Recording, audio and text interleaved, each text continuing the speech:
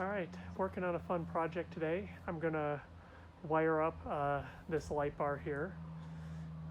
This is a Harbor Freight Roadshock light bar. Now I welded or fabricated this special mounting bar for it. So I'll just kind of walk you through what this is.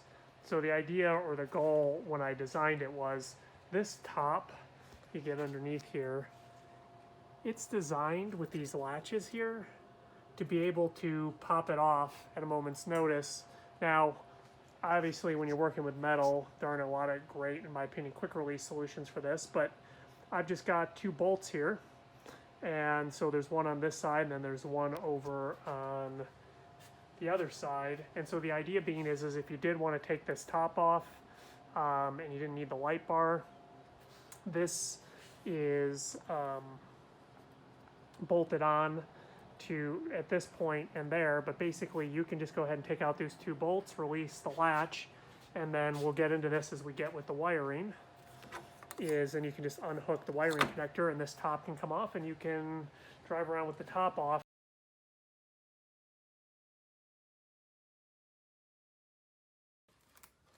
So this is the Roadshock wiring kit that Harbor Freight sells to go with this light bar. I really like it. It's got everything that you need, including a 30 amp relay. The one thing that I don't like about it is this is not a key-on wiring kit by default. And so what you could end up in a situation is that you accidentally bump the switch and don't realize it, or you leave it on and then you're going to find your battery dead. So I'm going to show you how to modify this kit to make it a key on. But to do that, we have to understand or map the wiring harness here. So first things first is mapping the switch. Now this here is the switch that came with the wiring kit. I actually bought this other switch at the auto parts store. I like the feel of it better than the Harbor Freight switch. Not that it doesn't work. I just like that this is a little harder press, and so I like the feel better. And this is only a few bucks, so this is definitely something you can modify too. So let's just quick map the switch. Now you'll notice that in this switch that I bought, you can see this pin is essentially gold, and in the Harbor Freight one, they're all the same color.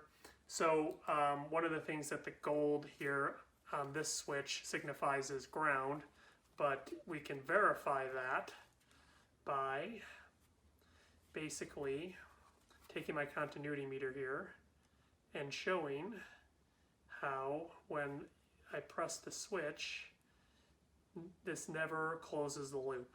And so I can do that for this one here. Nothing. So we know that's good, and then we know that these 2 probably connect.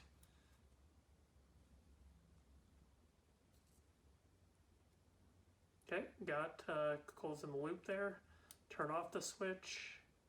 Nothing. So we know on this switch that is the ground, and these 2 are the essentially close the loop when the switch is thrown. So we've got that figured out. So now here's the wiring harness.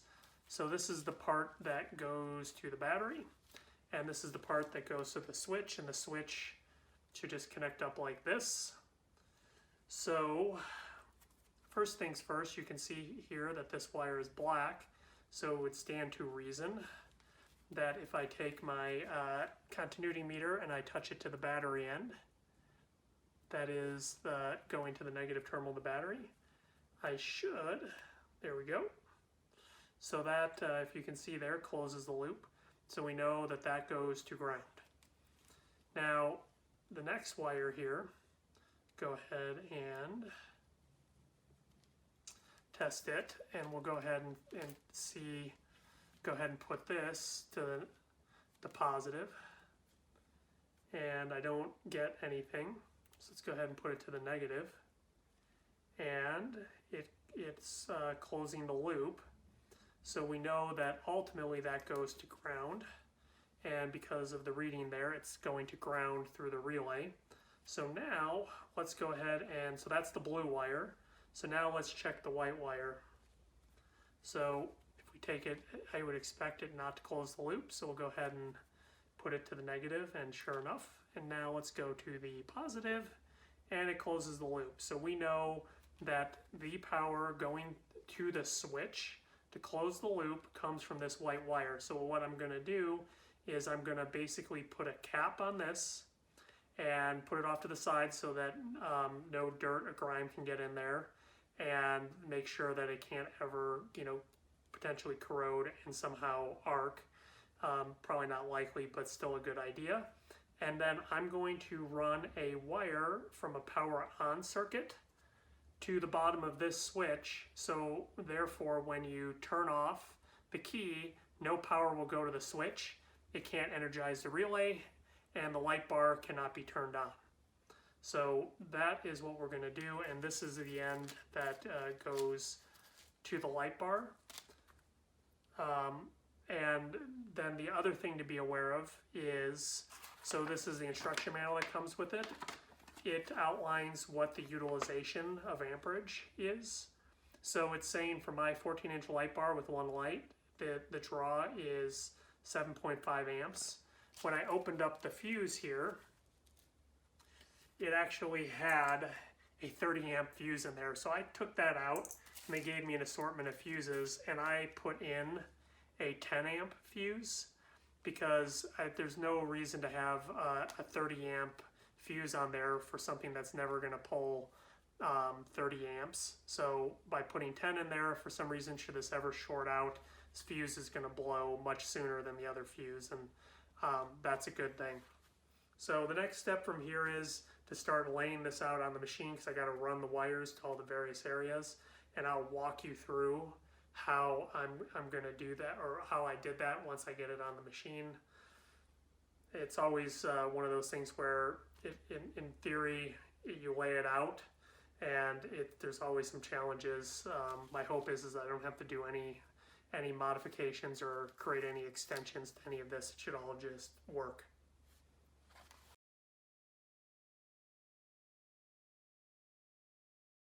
Okay, first thing we got to do is we got to get the seat out. So the way you do that is you basically pull that lever back there up and then lift towards the forward of the vehicle. The feet of the vehicle are underneath here, so this bar goes across them, so you just have to, once you lift forward, then you push back and the seat will come out.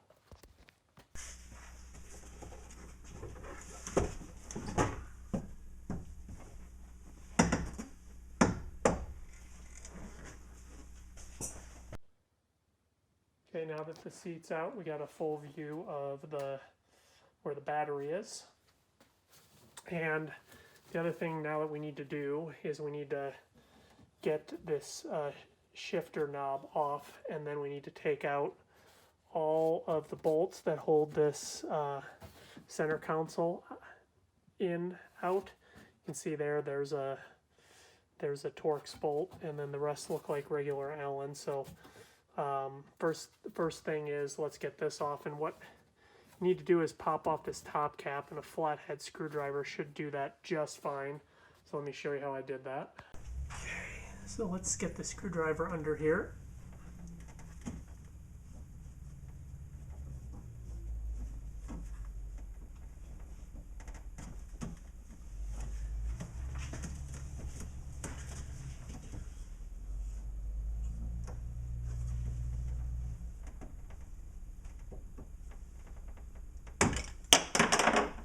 Okay, that's how you pop that off.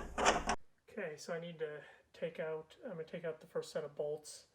So these are Torx. So I'm going to take out these two rear bolts first.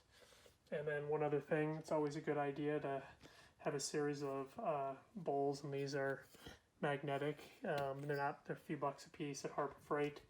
That way I can set all my bolts in there, and then it keeps them from getting lost as I work through the process of this. So let's go ahead and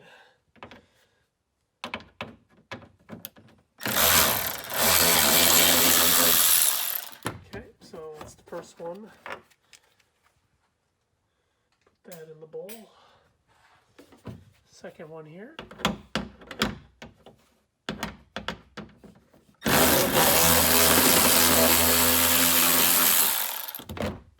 Got that one out.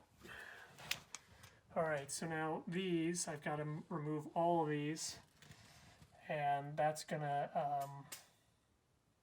be a different socket here. So let's figure out what size that is. All right, we're gonna take out the remaining little bolts.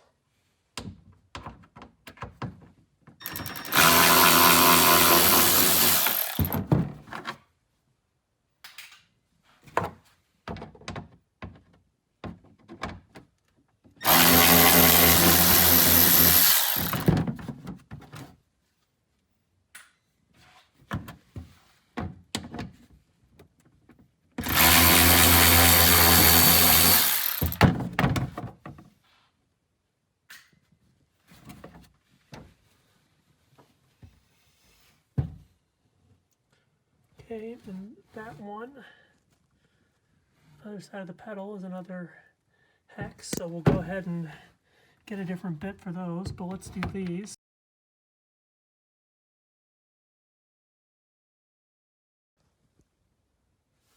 Okay, so now we're just going to remove these last two.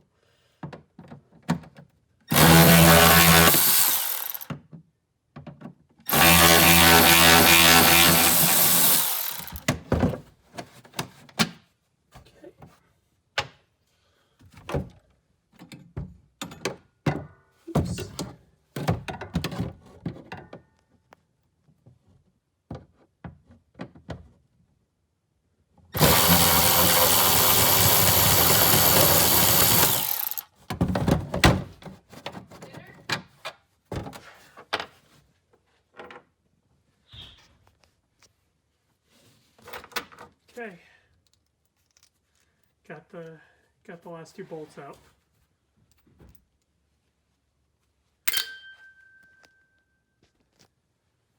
All right, so what we want to do now is this should just lift off.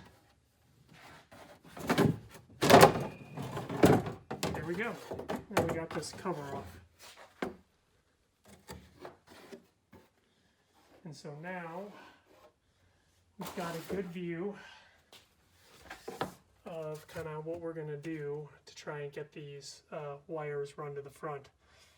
And we can talk more about that because this is the drive axle here, so that goes to the front diff, and we'll want to obviously stay away from this because no good can happen. But you can see that there's some wiring that we can snake along.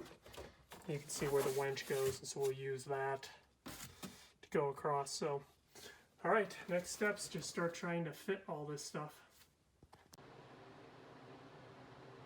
Okay, so I got the light bar wire run, so let me show you how I did that. So coming off the back of the light bar here, I have basically zip tied this to the light bar frame. Now, I just put these on temporarily. I'm going to cut these off and put Velcro ones here, so that I can, if I unclip here and want to take the top off, that these are removable as well. And then from there, I go to the underside of the frame, like so. You can see that I'm going on top of the roll bar. And then I'll get to the roll cage here, and I'll basically coming down the frame till I get to about this point, and then I snake the wire underneath there, and there's this hole that comes out the back side, and I'll show you what that looks like. So you can see that that wire comes down there, and then I fish it back in by the battery box here, and you can see that that wire comes out. And then here is the relay. Then from here, that wire gets fished underneath the floorboard. You can use just a fish tape for that, and it's going to come out the other side. And so this is the wire for the switch, and it's going to come up and I'm snaking it along the frame there with the winch wires, and then let me show you from the top. Right here, there's this wiring harness conduit, and that has a hole that you just push the wire through, and then that brings you to the underside, and then here's my switch. And then for the key-on wiring part, I basically I ran a wire, and you can see that I split it, and the reason I did that was I have a winch that's a key-on switch, and so I use the power from that to power this. And then if you look underneath here, and hopefully I can get you a good view of it, there's the ignition switch. There we go.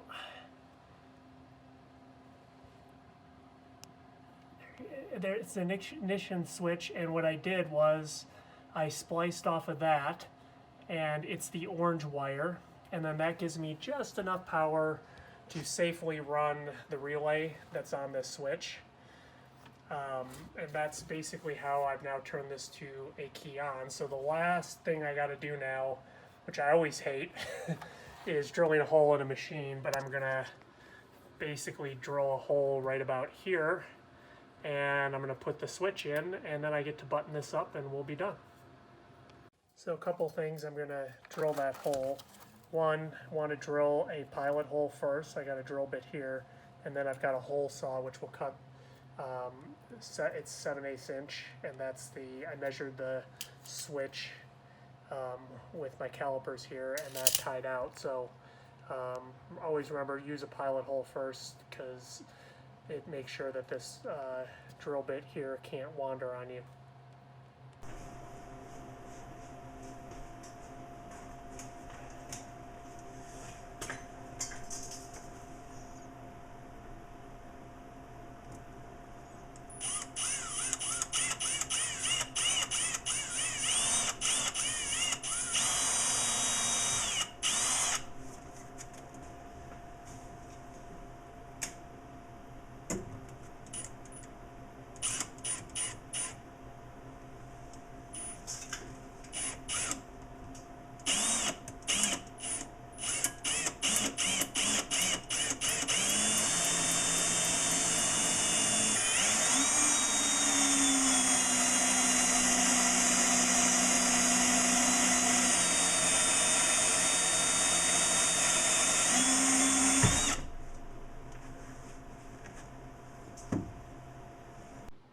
Okay, so we've got the hole cut, so now I just need to pop the switch in there.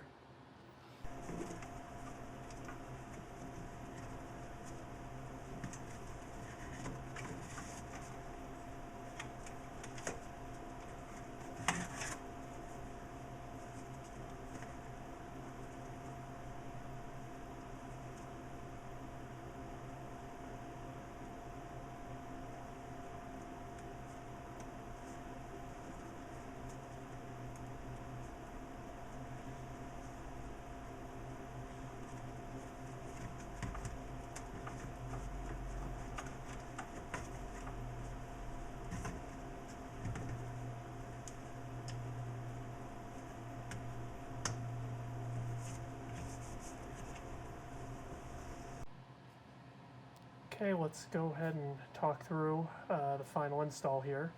So we've got the machine is off, and I can flip this switch, nothing happens. So then if I go to key on,